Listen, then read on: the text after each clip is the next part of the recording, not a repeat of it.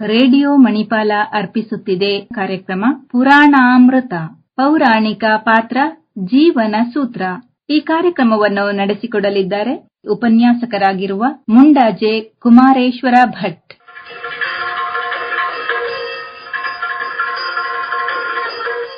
ಆತ್ಮೀಯರೆಲ್ಲರಿಗೂ ಆದರದ ಪ್ರಣಾಮ. ಭಾಗವತದ 13ನೇ ಅಧ್ಯಾಯದಲ್ಲಿ ಪುರಾಣಾಮೃತದ ಪೌರಾಣಿಕ ಪಾತ್ರವಾಗಿ ನಮ್ಮ ಮುಂದಿರುವುದು ಪ್ರಲಂಬಾಸುರ. ಎಂದಿನಂತೆ ಒಂದು ದಿನ ಗೋವುಗಳನ್ನು ಮೇಯಿಸುತ್ತಾ ಗೋಪಬಾಲರು ವಿವಿಧ ರೀತಿಯ ಆಟಗಳನ್ನಾಡುತ್ತಾ ಮಲ್ಲಯುದ್ಧ ಮಾಡುತ್ತಾ ಕೌಮಾರ್ಯದ ನಾನಾ ಚೇಷ್ಟೆಗಳನ್ನು ತೋರುತ್ತಿದ್ದರು.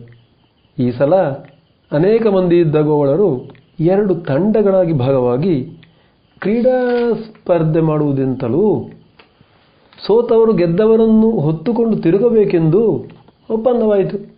ಒಂದು ತಂಡಕ್ಕೆ ಕಟ್ಟು ಮಸ್ತಿನ ಬಲರಾಮ ನಾಯಕನಾದರೆ ಇನ್ನೊಂದಕ್ಕೆ ಕುಶಲಮತಿ ಕೃಷ್ಣನನ್ನು ಮುಂದಾಳವನ್ನಾಗಿಸಿದರು. ಈತನ್ಮಧ್ಯೆ ಒಬ್ಬ ಗುರುತು ಪರಿಚಯವಿಲ್ಲದ ಗೋಪಬಾಲ ಇತ್ತಂಡಗಳ ಮಧ್ಯದಲ್ಲಿ ಸೇರಿಕೊಂಡು ಬಿಟ್ಟಿದ್ದ. ಇದನ್ನು ಯಾರೂ ಗಮನಿಸಿರಲಿಲ್ಲ. ಸೆಗಣಿ ಗಂಜಳದ ಪಾವಿತ್ರ್ಯಪೂರ್ಣ ಸುವಾಸನೆಯ ಬದಲಿಗೆ ಅವನಿಂದ ಅಪಾಯದ ಕೇಡಿನ ವಾಸನೆ ಶ್ರೀಕೃಷ್ಣನಿಗೆ ಮಾತ್ರ ಬಡಿಯಲಾರಂಭಿಸಿತು. ಕಂಸನ ಪ್ರೇರಣೆಯಿಂದ ಹೀಗೆ ಬಂದು ಬಾಲಕರ ಮಧ್ಯೆಯನ್ನು ಸುಳಿದವನೇ ಪ್ರಲಂಬಾಸುರ. ಹೀಗೆ ವತ್ಸಾಸುರ ಕರುವಿನಂತೆ ವೇಷ ಬದಲಾಯಿಸಿ ಗೋಮಂದೆ ಸೇರಿದರೆ ಈ ಪ್ರಲಂಬನಾದರೂ ಥೇಟ್ ಗೋವಳರಂತೆ ಬದಲಾಗಿ ಮಕ್ಕಳ ಮಧ್ಯೆಯನ್ನು ಸುಳಿದನು. ಬಲರಾಮನ ಗುಂಪಿನ ದಢೂತಿ ಗೋಪಬಾಲರಾದ ಶ್ರೀಧಾಮ, ಋಷಭ ಮೊದಲಾದವರ ರೋಚಕ ಆಟದಿಂದ ಬಲರಾಮನ ತಂಡ ಮೇಲುಗೈಯಾಗಿ ಕೃಷ್ಣನ ಗುಂಪಿನ ಭದ್ರಸೇನನೇ ಮುಂತಾದ ಮಕ್ಕಳು ಸೋತು ಹೋದರು. ಕುತೂಹಲಕರ ಸಂಗತಿ ಎಂದರೆ ಈ ಪ್ರಲಂಬನೂ ಸೋತಂತೆ ನಟಿಸಿ ಆಟದ ನಿಯಮದಂತೆ ಎದುರು ಪಕ್ಷದ ಬಲರಾಮನನ್ನು ಅನಾಮತ್ತು ಹೆಗಲೇರಿಸಿ ನಡೆದನು.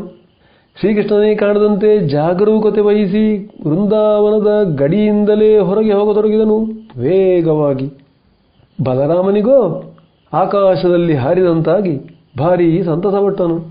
ಮುಂದಿನ ಅಪಾಯದ ಬಗ್ಗೆ ಸ್ವಲ್ಪವೂ ಅರಿವಿಲ್ಲದೆ ಓಡುತ್ತಾ ಓಡುತ್ತಾ ಭಾಂಡೀರಕವೆಂಬ ಆಲದ ಮರದ ಸನಿಹ ತಲುಪಿದ ಪ್ರಲಂಬ ಅಲ್ಲಿಂದ ನೇರವಾಗಿ ಆಗಸದ ಅಂಗಳಕ್ಕೆ ನೆಗೆದನು, ಹುಡುಗ ಬಲರಾಮನ ಸಮೇತ.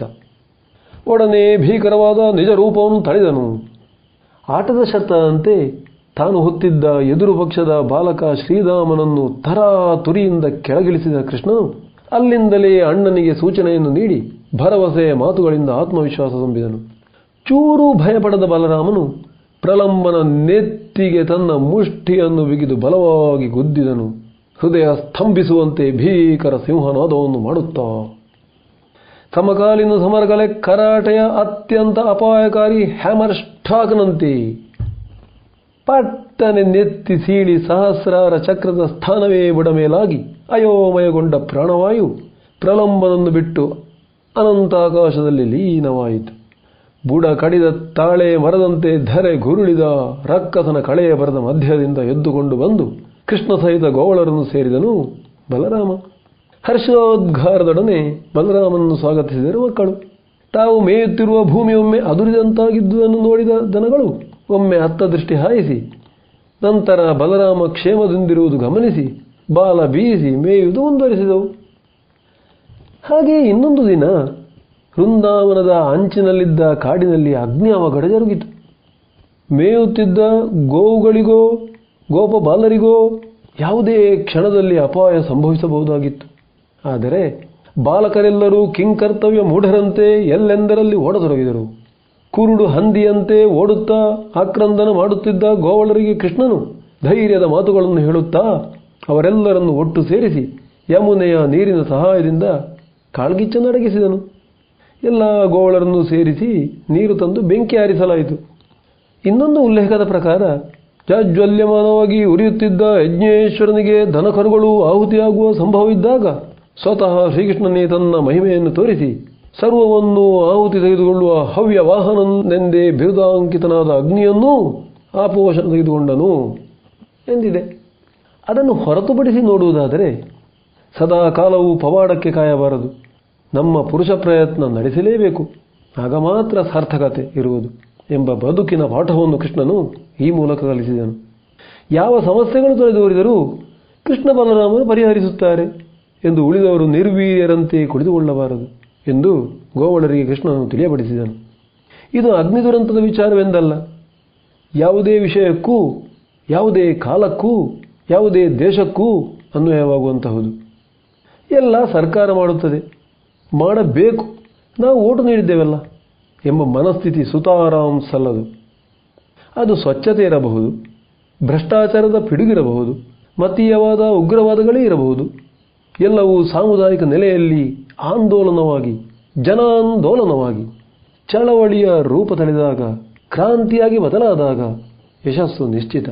ಬದಲಿಗೆ ಜಾಗತಿಕ ಭಯೋತ್ಪಾದನೆಯನ್ನು ಬಗ್ಗುಬಡಿಯಲು ಅಮೆರಿಕ ಇದೆ, ನೈರ್ಮಲ್ಯವನ್ನು ಕಾಪಾಡಲು ಪ್ರಧಾನಿ ಇದ್ದಾರೆ, ನುಸುಳುಕೋರರ ತಡೆಗೆ ಮಿಲಿಟರಿ ಇದೆ, ಕಳ್ಳರ ಹಾವಳಿಯಿಂದ ರಕ್ಷಣೆಗೆ ಪೊಲೀಸ್ ಇದೆ, ತೆರಿಗೆ ವಂಚನೆಯನ್ನು ತಪ್ಪಿಸಲು ಇಡಿ, ಜಾರಿ ಆಯೋಗ ಇದೆ ಎಂಬ ಭಾವ ಸಲ್ಲ.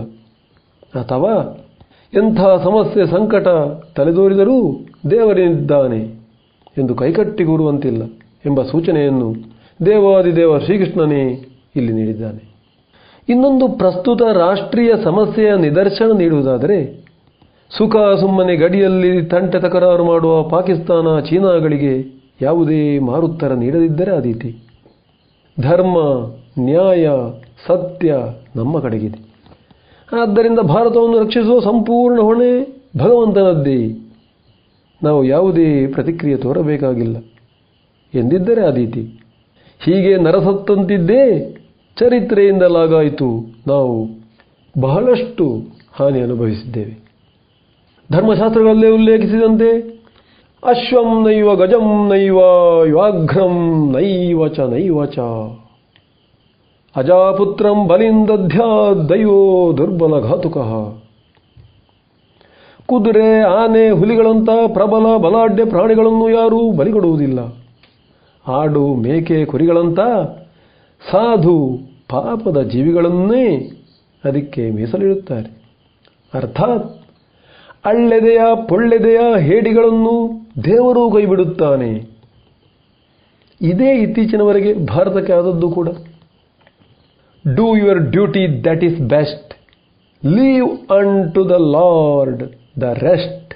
ನಿನ್ನ ಕರ್ತವ್ಯವನ್ನು ಉಚ್ಚ ಮಟ್ಟದಲ್ಲಿ ಮಾಡು, ಉಳಿದದ್ದನ್ನು ದೇವರಿಗೆ ಬಿಡು ಎಂಬ ಆಂಗ್ಲಗಾದೆಯೂ ಇದನ್ನೇ ಧ್ವನಿಸುತ್ತದೆ. ಈ ರೀತಿಯಾಗಿ ಪ್ರಲಂಬನ ವಧೆಯೊಂದಿಗೆ ಕಂಸನಿಗೆ ಸರಿಯಾದ ಸಂದೇಶ, ಜೊತೆಗೆ ಅಗ್ನಿ ಅವಘಡದಿಂದ ಅಥವಾ ಅಗ್ನಿ ಅವಘಡಗಳಂತಹ ವಿಪತ್ತುಗಳಿಂದ, ಆಕಸ್ಮಿಕಗಳಿಂದ ಎದುರಿಸುವ ಬಗೆಯನ್ನು ಸಾಮುದಾಯಿಕ ನೆಲೆಯಲ್ಲಿ ಕೃಷ್ಣ ಬಲರಾಮರು ಇಲ್ಲಿ ತೋರಿಸಿಕೊಟ್ಟಿದ್ದಾರೆ. ಓಂ ಶ್ರೀರಾಮಾಯ ನಮಃ. ಸಮಸ್ತ ಸನ್ಮಂಗಲಾನಿ ಭವಂತು.